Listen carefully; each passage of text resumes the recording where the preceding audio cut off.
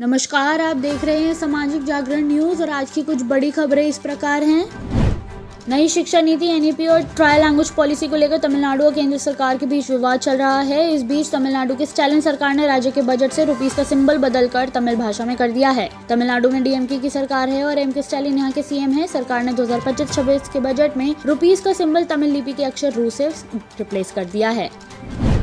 मुंबई के लीलावती हॉस्पिटल के मौजूदा ट्रस्टी ने पूर्व ट्रस्टियों पर 1500 करोड़ की हेराफेरी का आरोप लगाया है। अस्पताल का management Lilavati Kirtilal Mehta medical trust के हाथों में है। ट्रस्ट का ये भी दावा है कि अस्पताल परिसर में काला जादू किया जाता था। उन्हें हड्डी और बाल से भरे 8 कलश मिले हैं। अस्पताल के फाइनेंशियल ऑडिट में ये बातें सामने आई हैं। यमुना नदी के 33 में से 23 साइट्स वाटर क्वालिटी टेस्ट में फेल हो गए हैं। यहाँ पानी में ऑक्सीजन की मात्रा लगभग 0 पाई गई है। वाटर रिसोर्स पर बनाई गई पार्लियामेंट्री स्टैंडिंग कमेटी ने यह जानकारी दी है। स्टैंडिंग कमेटी ने मंगलवार 11 मार्च को ये रिपोर्ट संसद में पेश की है। 33 साइट्स की मॉनिटरिंग के आधार पर ये रिपोर्ट तैयार की गई है, जिसमें दिल्ली के भी 6 साइट्स शामिल हैं।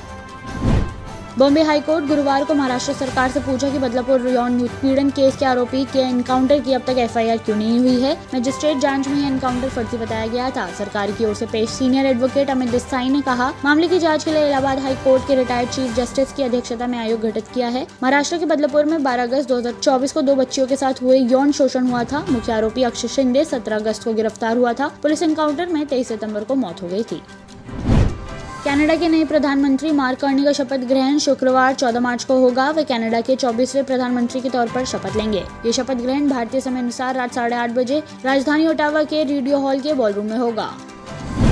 रूसी राष्ट्रपति व्लादिमीर पुतिन ने बुधवार 12 मार्च को यूक्रेन की सीमा से लगे रूस के कुर्स्क प्रांत का दौरा किया। इस दौरान पुतिन आर्मी की यूनिफॉर्म में नजर आए। पुतिन बुधवार को मोर्चे पर सेना की एक कमांड पोस्ट पर पहुंचे। पुतिन ने कुर्स्क के ज्यादातर इलाकों में यूक्रेनी सेना को बाहर निकालने पर खुशी जताई। बलूच लड़ाकों ने गुरुवार को हाईजैक ट्रेन छुड़ाने पर पाकिस्तानी सेना के दावे को झूठा करार दिया। बलूच लिबरेशन आर्मी बीएलए ने कहा कि अभी भी बलूचिस्तान के किसी भी इलाके में लड़ाई जारी है। बीएलए ने बताया कि पाकिस्तानी सेना को भारी नुकसान हुआ है। सेना अपनी हार और नाकामी को छुपाने के लिए लगातार झूठे दावे कर रही है। भारतीय मूल की अमेरिकी अंतरिक्ष यात्री सुनीता विलियम्स और बुच विल्मोर की इंटरनेशनल स्पेस स्टेशन आईएसएस से वापसी टल गई है। नासा ने तकनीकी खराबी के चलते स्पेस स्टेशन के लिए नई क्रू को लेकर जा रहे मिशन क्रू 10 को टाल दिया है। इस मिशन को बुधवार यानी 12 मार्च को स्पेसएक्स के रॉकेट फॉल्कन 9 से लॉन्च किया जाना था। इसमें 4 अंतरिक्ष यात्री स्पेस स्टेशन के लिए रवाना होने वाले थे।